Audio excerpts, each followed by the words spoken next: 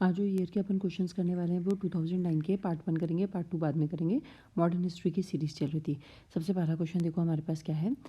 यहाँ पे आपको दे रखे हैं, दो स्टेटमेंट दे रखे हैं। हमसे पूछा गया है इनमें से कौन सा करेक्ट है, अपन को जो सही है वो बताना है। The discussion in the third round table conference eventually lead to the passing of the government of the India act of 1935। देखो बहुत सारे एक्ट थे, अपन ये नहीं कह सकते कि थर्ड राउंड ऑफ टेबल के जस्ट एक रीज़न था गवर्नमेंट ऑफ इंडिया एक्ट पास करने के लिए। बहुत सारे रीजंस थे जिन्होंने एक्यूमुलेट होकर गवर्नमेंट ऑफ इंडिया एक्ट को पास करा था, लेकिन थर्ड राउंड टेबल भी उसमें से एक कारण था, क्योंकि 1930, 31 और 32 में लगातार 3 राउंड टेबल, मतलब राउंड टेबल तो एक ही होती है लेकिन उसके 3 फेज के अंदर हुई थी। तो यहाँ पर थर्ड राउंड टेबल कॉन्फ्रेंस हो जाएगी, तो ये चीज़ हम मान सकते हैं कि ये सही है।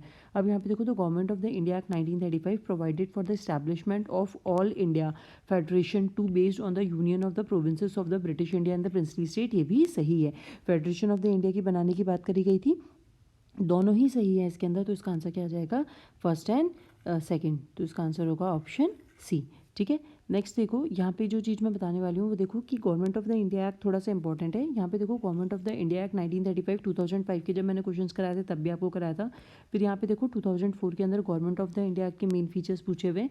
फिर उसके बाद यहाँ पे देखो, फिर यहाँ पे पूछा है इन्होंने 2000 के अंदर कि मेन फीचर्स क्या है गवर्नमेंट ऑफ इंडिया एक्ट के 2000 में, 2004 में, 2005 में और 2009 में, सबके अंदर इन्होंने क्वेश्चंस पूछे हैं अपन से government of the India act के। तो ये हो जाएगा। अब ये यहाँ पे मैंने सारी वो पॉइंट्स जो आपको पहले करवाए थे, government of India act all India federation की स्थापना करेगी, प्रिंसली स्टेट्स एज यूनिट बनाए जाएंगे, तो कुछ ऐसा ये सब बता रखे हैं ऑलरेडी। तो एक बार देख लेना है ना। तो यानी कि government of the India act जो है वो बहुत इंपॉर्टेंट है, स्टार मार्क कर लेना, 5 स्टार मार्क कर लेना। अब नेक्स्ट वाला क्वेश्चन देखो, यहाँ पे हमसे क्या पूछा गया है, who of the following prime minister and Cripps mission to India. Cripps mission किसने भेजा था इंडिया के अंदर, उसके बारे में बात करी गई है। ये सारे किसके प्राइम मिनिस्टर्स हैं, ये पीएम है सारे ब्रिटेन के। उस टाइम पे कौन कौन रहे थे, तो आपको चारों पांचों पता होने चाहिए कि किसके टाइम पे क्या हुआ था। सबसे पहले जेम्स रामसे मैकडोनल्ड के नाम पे कम्युनल अवार्ड आए थे, और जो कि अगस्त 1932 के अंदर आए थे। तो ये वाला जो फर्स्ट है वो चीज़ इसके अंदर ध्यान रखना है कि रैमसे मैकडोनल्ड के टाइम पे कम्युनल अवार्ड्स आए थे। फिर इसके बाद दूसरा जो हमारे पास बी ऑप्शन है, स्टैनली बेल्डविन, उनके बारे में दे रखा। तो इन्होंने किसको बोला था, ऑल वाइट साइमन कमीशन जो आया था, साइमन कमीशन जिसके अंदर सारे वाइट्स थे। ऑल वाइट है ना, तो ऑल वाइट मैंने इसलिए लिख दिया था क्योंकि साइमन कमीशन में सारे वाइट थे, कोई भी इंडियन नहीं था, इसलिए इसका विरोध हुआ था। तो ये किसके टाइम पर आया था, स्टैनली बेल्डविन के टाइम पर। उसके बाद देखो यहाँ पर नेक्स्ट है अपने पास नेवली चैम्बरलिन। नेवली चैम्बरलिन देखो, ये जो थे ना, ये अप्रॉक्सीमेटली 1937 के अप्रॉक्सीमेटली ब्रिटेन के पीएम थे। तो अब 37 के आसपास जो भी घटनाएं होंगी उनको देख लेना। दूसरी बात, ये किसके लिए फेमस है, तो ये फेमस है, म्यूनिक एक एग्रीमेंट हुआ था जिसके बारे में कहा जाता है कि पीस फॉर आवर टाइम। इन्होंने एक मोटो दिया था उस टाइम पे कि पीस फॉर आवर टाइम। ये कब हुआ था, 30 सितंबर 1938 को हुआ था। और इसके अंदर क्या हुआ था कि नाजी जर्मनी के द्वारा, ग्रेट ब्रिटेन के द्वारा, फ्रेंच के द्वारा और फेसिस्ट इटली, क्योंकि नाजी जर्मनी इसलिए बोला क्योंकि वहाँ पे नाजियों की सरकार थी बेसिकली, और यहाँ पे फेसिस्ट क्यों बोला इटली के अंदर, क्योंकि उनकी सरकार थी। तो बेसिकली इनके बीच में एक समझौता कराने की कोशिश करी थी, क्योंकि फर्स्ट वर्ल्ड वॉर ऑलरेडी हो चुका था, और हो चुका था तो उन्होंने देखा था कितने डिस्ट्रक्शंस होंगे। अगर सेकेंड वर्ल्ड वॉर की तरफ सारी कंडीशंस बढ़ रही थी, तो उन्होंने सोचा कि इसको पहले ही रोक दिया जाए सेकेंड वर्ल्ड वॉर होने से। तो वहाँ पे क्या हो रहा है, इसलिए एक ज़मीन का टुकड़ा था जो जर्मन को देना था, उसके लिए एक पीस एग्रीमेंट करना था। तो उसके लिए म्यूनिक एग्रीमेंट हुआ था, लेकिन ये बाद में फेल हो जाता है। तो इनके लिए हो जाएगा। फिर ऑप्शन डी के अंदर अपने पास क्या आते हैं, विंस्टन चर्चिल। तो विंस्टन चर्चिल के बारे में हमें पता है, मिशन भेजा था। तो इनके बारे में तो नॉर्मली कि मैंने एक बार देखो, मैंने यहाँ पे ये भी लगा रखा है कि जब यहाँ पे ये वो क्वेश्चन आया था 2000 के अंदर बाल्कान प्लान का, वो किसने दिया था, तब यहाँ पे हमारे पास एक ऑप्शन था विंस्टन चर्चिल। तब मैंने आपको यहाँ पे ये चीज़ सारी चीज़ें बताई थी कि विंस्टन चर्चिल ने महात्मा गांधी को कैसे डिफाइन करा था, और उन्होंने क्या कहा था इंडिया के बारे में, वो क्या अपनी राय रखते थे इंडिया के बारे में। तो ये 2000 के जब मैं क्वेश्चंस करा रही थी तब मैंने आपको ये चीज़ बताई थी। मैं यहाँ पे एंड स्क्रीन पर लगा दूंगी 2000 के क्वेश्चन, जिसको देखने एक बार जाके देख लेना। ठीक है, और फिर यहाँ पे देखो, अब पूछा जाए, कभी ये पूछ लिया जाए कि इंडिपेंडेंस के टाइम पे कौन था, तो क्लेमेंट रिचर्ड एटली थे। ये सबको पता है कि रिचर्ड एटली थे। और कम्युनल अवार्ड जो हुए थे वो कब हुए थे, 16 अगस्त 1932 2 के अंदर हुए थे। फिर इसके अंदर आपको पता है कि गांधी जी ने यरवदा जेल के अंदर थे तो उन्होंने क्या करा था, हंगर स्ट्राइक करी थी और उनको तुड़वाने कौन आए थे, बी आर अम्बेडकर तुड़वाने आए थे। फिर गांधी अर्बन पैक्ट हुआ था। तो यहाँ पे कम्युनल अवार्ड जो रामसे मैकडोनल्ड ने अरेंज करे थे या फिर अनाउंस करे थे अगस्त 1932 के अंदर। और कम्युनल अवार्ड के अंदर ऐसा था कि जो डिप्रेस क्लास है ना, यानी जो दलित हैं वो भी माइनॉरिटी हैं और इसलिए उनको भी सेपरेट इलेक्टोरेट दिया जाएगा, जैसे किसको दिया गया है, मुस्लिम्स को दिया गया है। तो इसके अगेंस्ट में किसने फिर फास्ट करा था, गांधी जी ने। तो ये अपन जब पढ़ते हैं गांधी अर्बन पैक्ट तो यहाँ पे आ जाता है। तो ये कम्युनल अवार्ड्स और ये सारी बात हो गई। फिर इस वाले ऑप्शन का तो आंसर हमें पता है, क्रिप्स मिशन के लिए पूछा तो ये कौन हो जाएंगे, विंस्टन चर्चिल हो जाएंगे। उसके बाद आप देखो नेक्स्ट वाला, ये वाला जो क्वेश्चन था ये वही बताने के लिए करा था मैंने, क्योंकि यहाँ पे डब्ल्यू चर्चिल लिखा हुआ है विंस्टन चर्चिल के बारे में। तो ये सारी चीज़ें जो मैंने आपको बताई थी उस टाइम पे कि उन्होंने गांधी जी को कैसे डिफाइन करा था और उन्होंने क्या बोला था, ये भारत सदियों से बाहर ब्रिटेन का गुलाम रहा है, उसके निवासियों को आज़ादी के सपने देखने का कोई भी अधिकार नहीं है। ब्रिटिश राज्य इतना शक्ति विहीन नहीं हो गया है कि वह भूखे नंगे भारतीयों को कुचल ना सके। तो ऐसे कुछ पॉइंट्स थे या फिर थॉट्स थे विंस्टन चर्चिल के। ठीक है, उसके बाद हम देखते हैं यहाँ पे नेक्स्ट वाला question, during the Indian freedom struggle why did roulette act arouse popular indignation. फिर वापस से रूलेट एक्ट के बारे में पूछ लिया गया है। ये देखो रूलेट एक्ट के बारे में 2008 में पूछा गया था, किस वायसराय के टाइम पर आया था। फिर ये जलियांवाला बाग के कारण कौन सा एक्ट हुआ था, 2007 में। फिर क्वेश्चन पूछा गया रूलेट एक्ट, उसका आंसर है। फिर यहाँ पे 2003 के अंदर the roulette act arouse a wave of the popular indignation. तो ये इंडिग्नेशन ये वर्ड भी सेम ही है। तो ये रूलेट एक्ट के बारे में बता दिया कि इंपॉर्टेंट है बहुत ज़्यादा, कितनी बार क्वेश्चन आ चुके हैं। अब यहाँ पे देखो, it authorise the government to imprison people without the trial, यही बात करी गई थी। तो इसका आंसर क्या हो जाएगा, सी। सबको पता है रूलेट एक्ट आया था, उसके अंदर क्या था कि बिना ना वकील और ना अपील, कोई भी आप अपनी अपील भी नहीं कर सकते, ना वकील भी आपको बिना किसी सबूतों के या फिर बिना जवाब के आपको गिरफ्तार करके जेल में डाल सकते हैं और आप पे मुकदमा चलाया जाएगा। और जब आप पे मुकदमा चलाया जाएगा तो आप उसके खिलाफ कहीं पे भी आगे अपील भी नहीं कर सकते थे। तो ये किसका था, रूलेट एक्ट का। तो इसका आंसर क्या हो जाएगा, सी। फ्रीडम ऑफ द रिलीजन, ऐसा कुछ भी नहीं बनाया था। सप्रेस्ड इंडियन ट्रेडिशनल एजुकेशन, इसके बारे में भी नहीं था। It कर्ब the trade union activities, ये भी नहीं था। तो ये तो वैसे भी तीनों जो ऑप्शंस दे रखे हैं एक्स्ट्रा में है वो तो वैसे ही हट जाएंगे। तो इसका आंसर क्या हो जाएगा, सी। अब देखो यहाँ पे नेक्स्ट क्वेश्चन हमसे क्या पूछा है, which one of the following begin with the Dandi है यहाँ पे ना पूरा वर्ड, डांडी मार्च। डांडी मार्च। अब होम रूल लीग मूवमेंट सबको पता है, नॉन कॉपरेशन मूवमेंट सबको पता है, सिविल डिसोबीडियंस सबको पता है, क्विट इंडिया मूवमेंट भी सबको पता है। तो क्विट इंडिया मूवमेंट तो भी नेक्स्ट क्वेश्चन के अंदर अपन देख लेंगे। सिविल डिसोबीडियंट मूवमेंट के लिए गांधी जी ने बोला था कि हम नमक बनाएंगे। अब देखो इस चीज़ में आप थोड़ा सा दिमाग देखो, गांधी जी के बारे में देखो, नमक पे कितना आज भी थैली अगर आती होगी तो 10 या 20 रुपए की आती होगी, ठीक है। उस पर कितना टैक्स लेती होगी ब्रिटिश गवर्नमेंट, कितना ज़्यादा टैक्स ले लेती होगी। उस टाइम पे कुछ आती होगी 1 रुपए की, 1 रुपए भी बहुत ज़्यादा बोल रही हूँ, 50 पैसे की या फिर उससे भी कम आती होगी। तो उससे भी 1 आने 2 आने का वो टैक्स लेती होगी। तो उसके बाद भी इन्होंने नमक तोड़ो कानून बनाया गांधी जी ने, उसके मतलब नमक तोड़ो कानून, जो कानून था जो नमक पे टैक्स लेता था उसके लिए ये चले थे कि ये जो कानून है इसको तोड़ना है हमको। जो नमक पे टैक्स लिया जाता है कि ये अधिकार नमक बनाने का सिर्फ ब्रिटिशर्स के पास है, वो हमारे पास भी होना चाहिए, वो तोड़ो। पता है इससे गांधी जी ने क्या करा था, ये नमक कोई बहुत बड़ी बात नहीं है, ये आपके जेब से बहुत ज़्यादा पैसे नहीं जा रहे थे। उन्होंने क्या कहा था कि नमक एक ऐसी चीज़ है जो किसी भी पूरे मतलब पूरे भारत में मुश्किल से ऐसा कोई घर होगा जिसके अंदर नमक का यूज़ नहीं करते।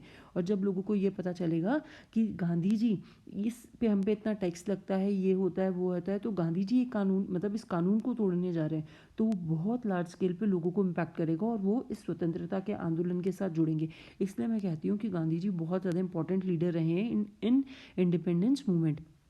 जो यहाँ पे डांडी मार्च है वो कब शुरू हुई थी, 12 मार्च 1930 को। गांधी जी अपने 78 लोगों के साथ चले थे साबरमती आश्रम से। अब देखो यहाँ पे साबरमती आश्रम से सिर्फ 78 से क्यों चले, इसके पीछे भी एक रीज़न है। देखो क्या हुआ था कि अगर वहाँ से एक गांधी जी बोलते तो 1-2 लाख लोगों का आना कोई बड़ी बात नहीं थी, लेकिन 78 से वो इसलिए चले थे क्योंकि देखो अगर जैसे वो बहुत भीड़ के साथ चलेंगे तो उनको स्टार्टिंग में ही ब्रिटिश सरकार रोक देगी।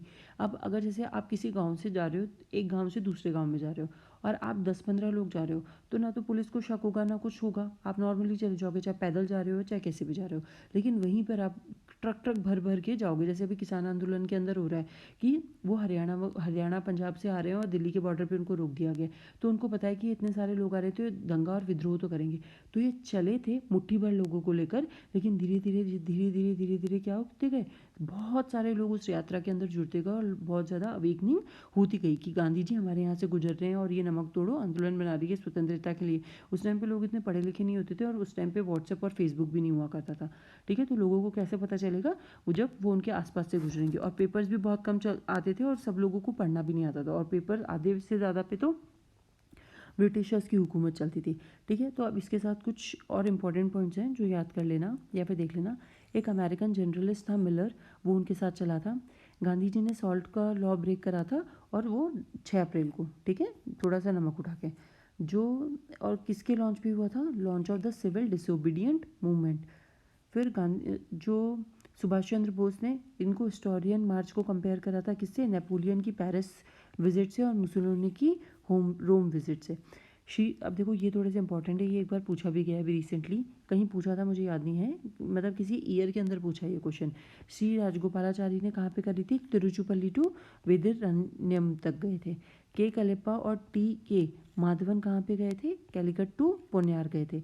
असम के अंदर सत्याग्रही ने सिलहट टू नोआखाली तक गए थे। फिर इन सब ने क्या करा था, सारे सब ने कानून तोड़े थे। अब यहाँ पे सेंट्रल प्रोविंस है, यानी आसपास एमपी का जो एरिया है, उन्होंने, उनके आसपास तो समुद्र नहीं लगता, तो वो लोग क्या करें, ऐसा क्या करें, तो उन्होंने क्या करा था, वन सत्याग्रह कराया था। जो ब्रिटिशर्स के कानून थे जो वन वगैरह पे लगाए जा रहे थे उनके करा था। फिर यहाँ पे देखो बिहार के अंदर, बिहार जो स्टेट है, अब उन्होंने गांधी जी से पूछा कि हम जो स्टेट है जिनके पास समुद्र है वो तो नमक तोड़ो कानून कर सकते हैं, लेकिन हम क्या करें। तो धीरे धीरे लोगों ने, जैसे एमपी में क्या अत्याचार हो रहे थे कि वन सत्याग्रह करा क्योंकि फॉरेस्ट लॉ लगा रखा था। बिहार में क्या हो रहा था, चौकीदारी टैक्स देना पड़ता था, उसके खिलाफ करा। फिर धार सेना वहाँ पे करा गया, महाराष्ट्र के अंदर सरोजनी नायडू ने इसको लीड करा था। फिर यूनाइटेड प्रोविंसेस और गुजरात के अंदर नो रेवेन्यू कैंपेन शुरू करा गया। असम के अंदर एक कनिंघम सर्कुलर था बहुत ज़्यादा फेमस। उसके अंदर क्या होता था, कनिंघम सर्कुलर में बता देती हूँ, उसके अंदर शॉर्ट के अंदर आप लोगों को। कनिंघम सर्कुलर क्या होता था कि जैसे अपने पास क्या होता है कि अपन कहीं पे भी टीसी लेते हैं, कहीं पे भी अपन को एडमिशन लेना होता है तो 2 सर्टिफिकेट होते हैं। एक तो टीसी का होता है, कैरेक्टर का लगता है कि इस बच्चे का कैरेक्टर कैसा रहा है। आप किसी भी हायर एजुकेशन के लिए कॉलेज वगैरह में या जॉब वगैरह में इंस्टीट्यूट में अप्लाई कर रहे होते हो, तो वहाँ पर भी आपको मानते हैं कि आप अपना एक रेफरेंस दो, एक रेफरेंस लेटर दो। तो वो रेफरेंस लेटर क्या होता है, आपके कैरेक्टर का प्रमाण होता है। तो वैसे ही वहाँ पे क्या हुआ था कि असम में कहा गया था कि अब कोई भी बच्चा यूनिवर्सिटी में एडमिशन लेगा या फिर पढ़ाई के लिए आएगा स्कूल वगैरह में भी, तो उसे अपने पेरेंट्स का, अपना खुद का कैरेक्टर सर्टिफिकेट देना पड़ेगा और ये बात का प्रॉमिस करना पड़ेगा कि ना वो किसी भी ऐसी विद्रोही जो गतिविधियाँ अगेंस्ट ही अंग्रेजों के उसमें ना भाग लिया था, ना लेगा, और ना कभी अभी प्रेजेंट में ना लिया है, ना लेगा, और ना कभी लिया था। मतलब पास्ट प्रेजेंट फ्यूचर में, और उनके पेरेंट्स भी ऐसा कोई भी काम नहीं करेंगे। तो इसके खिलाफ असम में आवाज़ उठाई गई। तो कभी आपसे पूछा जाए कि कनिंघम सर्कुलर क्या था, तो आप ये चीज़ याद रखना, स्टार मार्क कर लो। तो ये सारी चीज़ मैंने आपको बता दी है। तो हमसे डांडी यात्रा या फिर डांडी मार्च के बारे में पूछा गया तो उसका आंसर क्या हो जाएगा, civil disobedient movement. Answer CDM, C option. अब देखो यहाँ पे नेक्स्ट क्वेश्चन हमारे पास क्या है, which one of the following movement is in the slogan do और डाई एसोसिएटेड। ऐसा कौन सा मूवमेंट था जिसके अंदर डू और डाई एसोसिएटेड था। एक चीज़ आपको बताती हूँ, देखो जब मैं अभी पढ़ रही थी ना इस चीज़ को, तो मुझे ऐसा लगा कि गांधी जी ने ना एंड में आके ये चीज़ बोल दिया है कि करना है या मरना है, यानी वायलेंस पे आ गए थे। लेकिन ये चीज़ ऐसी नहीं थी। गांधी जी ने ये कहा था कि करेंगे तो हम, जितने भी गांधी जी के जो आंदोलन हुए थे वो अहिंसक, मतलब उनकी तो यही थी कि उसमें हिंसा नहीं होगी, ठीक है, नॉन वायलेंस रहेगा। तो यहाँ पे भी डू और डाई का मतलब है कि हम या तो इंडिपेंडेंस लेके रहेंगे और हम जब तक ये प्रयास करते रहेंगे नॉन वायलेंस के तरीके से, जब तक हमें आज़ादी नहीं मिल जाती या फिर हम मर नहीं जाते। तो पर्टिकुलरली हर पर्सन को जब तक ये बिना वायलेंस करे हुए जब तक ये प्रयास करना है, जब तक कि या तो उसे आज़ादी मिल जाए या फिर उसकी डेथ हो जाए। तो डू और डाई का ये मतलब है, ये नहीं कि करो और मारो लोगों को, नहीं, या फिर मरो हिंसा से नहीं, उन्होंने बोला था अहिंसा से। अब मरते दम तक ये आंदोलन तभी ख़त्म होगा जब हमें आज़ादी मिल जाएगी। ठीक है, तो अब देखो ये जो मूवमेंट है स्वदेशी मूवमेंट कब शुरू हुआ था, जब बंगाल का पार्टीशन हुआ था। सिविल डिसोबीडियंट मूवमेंट अभी अपन ने आगे वाले क्वेश्चन में देखा जिसमें उन्होंने डांडी मार्च शुरू करी थी। नॉन कॉपरेशन असहयोग जो चोरा चोरी पर ख़त्म हो गया था। फिर उसके बाद आता है लास्ट वाला मूवमेंट होता है, ये कौन सा है 1942 के अंदर करा जाता है और ये क्विट इंडिया मूवमेंट होता है। तो इसके बारे में कब ये वर्धा का जो देखो जब वर्धा का सेशन हुआ था जुलाई 14 1942 के अंदर जब सेशन हुआ था तो क्विट इंडिया का प्रपोजल रखा गया था वर्धा के अंदर।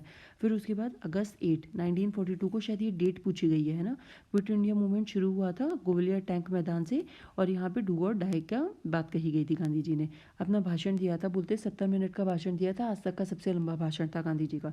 फिर अगस्त 9 1942 के अंदर गांधी जी के साथ जो टॉप लीडर्स थे उनको अरेस्ट कर लिया गया था, उसको जीरो ओवर बोला गया था। फिर गांधी जी को जेल में कौन से रखा गया था कोई मतलब नहीं है। तो गांधी जी और जो मेन लीडर्स थे उनको तो अरेस्ट कर लिया, उनको जेल में डाल दिया। तो बाकी जो सेकंड लाइन के लीडर्स थे उन्होंने ये शुरू करा। उनमें कौन कौन थे, जयप्रकाश नारायण, राम मनोहर लोहिया, उषा मेहता, अरुणा आसिफ अली, मीनू मसानी और अच्युत पटवर्धन, ये सारे थे। फिर एक और बात, उषा मेहता पे शायद एक मूवी भी आई थी, आ गई है सारा अली खान की या फिर नहीं आई है मुझे ये नहीं पता। तो यहाँ पे उषा मेहता ने रेडियो स्टेशन चलाया था और वहाँ पे कौन आके भाषण देते थे, अंडरग्राउंड रेडियो स्टेशन चलाती थी ये।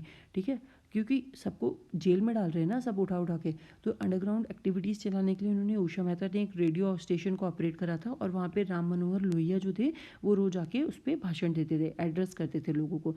फिर जब गवर्नमेंट चली गई, मतलब गांधी जी ने बोला तो पैरेलल जगह जगह पे क्या हुआ था कि कहीं कहीं पे तो गवर्नमेंट्स नॉर्मली समाप्त सी हो गई थी, उनका पावर खत्म हो गया था, क्योंकि कहीं कहीं पे ये चीज़ वायलेंट भी हो गई थी। गांधी जी ने तो नहीं बोला था लेकिन वायलेंट हो गई थी और कहीं कहीं पे पैरेलल गवर्नमेंट भी बन गई थी। तो जैसे बलिया के अंदर बनी थी चिट्टू पांडे के उसमें, सतारा में बनी थी नाना पटेल और वाई बी चावन के टाइम पर। और ये इसके लिए सतारा के लिए बोला जाता है कि मैक्सिमम टाइम पर पावर में रही थी, मतलब बहुत ज़्यादा टाइम तक इन्होंने अपना शासन अंग्रेजों को हटा के अपना शासन करा था। तो यहाँ पर अपने ये वाले नॉर्मल क्वेश्चंस खत्म हो जाते हैं। देखो किसका जो पैरेलल गवर्नमेंट कौन बनी थी उससे अभी तक तो क्वेश्चन नहीं है तो इम्पॉर्टेंट भी नहीं है, लेकिन ये जो सारे मूवमेंट्स हैं ना ये सारे आपको एकदम टिप्स पे होने चाहिए कि इसके अंदर क्या था और क्या हुआ था और क्या नहीं हुआ था। तो यहीं पे अपने क्वेश्चंस ख़त्म करते हैं, फिर अगले दिन मिलेंगे आगे के क्वेश्चंस के साथ।